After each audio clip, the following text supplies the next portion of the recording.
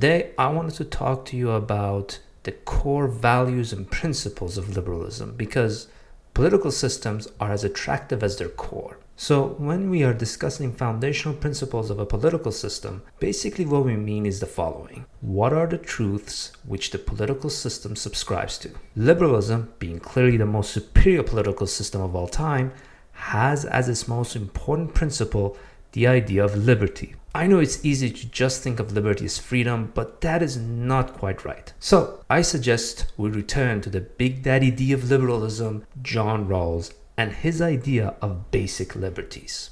Basic liberties are liberties which every liberal society to some extent or another needs in order to be a liberal society. And they include political liberty, which includes right to vote and to be able to hold public office, freedom of speech and assembly, liberty of consciousness and thought, freedom of the person, which includes freedom from psychological oppression and physical assault and dismemberment, the right to hold personal property, and freedom from arbitrary arrest and seizure. This video will focus on 4 liberties: right to vote, right to hold office, freedom of speech, and freedom of assembly, because all the basic liberties can fit into one video. But if you guys want a part 2 where we delve into the remaining basic liberties, feel free to let me know in the comments. So let's start with the right to vote. This right is what makes liberal democracy liberal democracy. Liberal democracy is the idea that people get to choose who they want to be placed in what institution. Not all countries who adopt liberal democracy come to the same agreement with respect to the method of choosing who is to represent the citizens. In the United States, for example, the entire country votes for the president, and each state has its own method for judicial selection. In Canada, however, people do not vote for the prime minister. Furthermore, provinces and territories in Canada get to appoint their own provincial judges, but the federal government appoints provincial and territorial superior court judges. This means that in a Canadian liberal democracy, parties will naturally have more power than they would in the United States, because who becomes prime minister is not dependent on the individual candidate, but rather the party as a whole.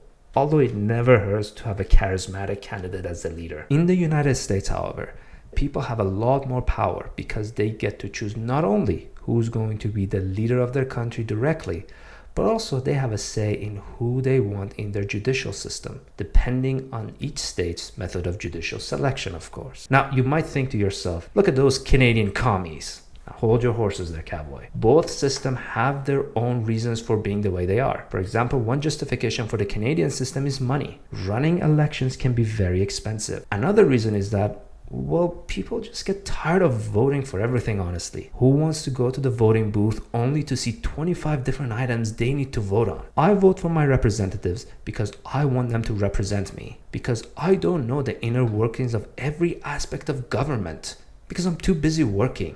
That's their job. Another important liberal democratic element of the right to vote lies in the equality claim underpinning it. Every vote counts. Now, I know what you might be thinking. Will one vote make a difference? If 200 people think their vote doesn't matter, then you will have 200 votes not being cast. Furthermore, voting goes beyond just having political impact.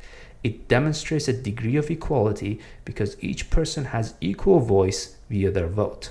By voting, you are letting your voice be heard. So even if you don't win, but a significant portion of the community votes the way you did, you're letting your representative know that your concerns should be heard, because otherwise they might not be able to secure their next victory. Being part of a voting bloc gives you a lot of leverage over politicians. It is fashionable today to say money is all that matters in politics, but it's not true. Money gets you access to voters, and that's what makes it valuable for politicians. Meaning, at the end of the day, your vote added to the series of other votes is what your politicians really care about. Why did you think they spend so much money on campaigns, or spend so much time in churches during campaign seasons, yet they're nowhere to be found on a random Sunday? Weird, isn't it? Voting helps you equalize the field and even get the upper hand, because your one vote could be added to a bunch of other one votes, and suddenly you're an important voting bloc, and the politicians now have to listen to your concern. The next right to discuss is the right to hold political office, which is relatively straightforward.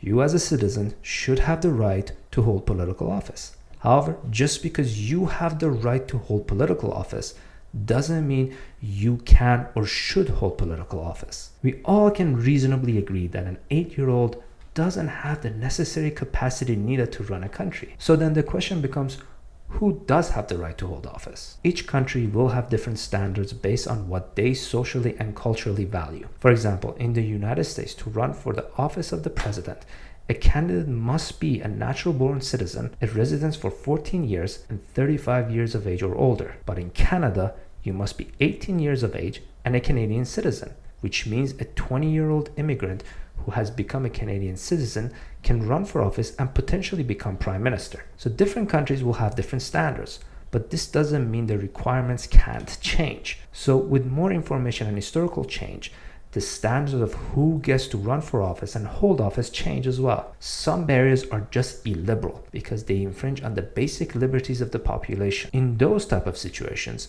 the law changes not because of the times, but rather to ensure the protection of the people's basic liberties and securing the core principles of liberalism. It is no surprise that what constitutes freedom of speech today has been a contentious topic of discussion. So let's start with the basics first. Most governments define freedom of speech as governments not sanctioning, retaliating, or using other legal means to stop citizens from speaking their minds. However, freedom of speech is one of the most conceptually difficult liberties to work with, especially today, because it has a political dimension to it that is socially based. Cancel culture. Everyone seems to be against cancel culture, but oddly enough, everyone wants to exercise it when it is against people they disagree with. This type of censorship is not sanctioned by the government, but rather enforced by the people. Furthermore, there are certain censorships everyone can agree should be not only tolerated, but also endorsed. The most basic example of which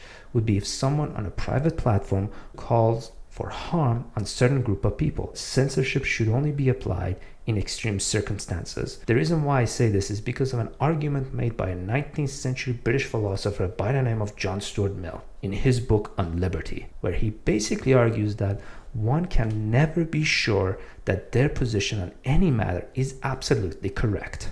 So people need to be able to express themselves without fear of retaliation, because what if that one person who disagrees with you or with the majority is the one who's right and everyone else wrong? The only way for us to correct our mistakes is to hear opposing opinions. Since in this video we are only talking about basic core principle of liberty, let's limit the discussion on freedom of speech here. Last item on the agenda today is freedom of peaceful assembly. The freedom of peaceful assembly when voting fails is the best means of having not only politicians hear your concerns, but also people who may be outside of your community take notice of you. However, the key word here is peaceful assembly. The reality is that once a gathering becomes violent, then an outsider looking in sees the assembly not as a group of fellow citizens voicing their grievances, but an occupying force. And that's never a good look to have if you want to be politically effective. Freedom of peaceful assembly can also cause inconveniences for some, like temporarily blocking certain sections of a town or stopping cars that are trying to cross for a time, which is why not everyone in the community might appreciate a protest. Some might even lose their jobs because they're late for work. But the good this right provides vastly outweighs the bad. We couldn't go over the rest of the basic liberties liberalism needs to be liberalism, such as freedom of consciousness and thought or right to property.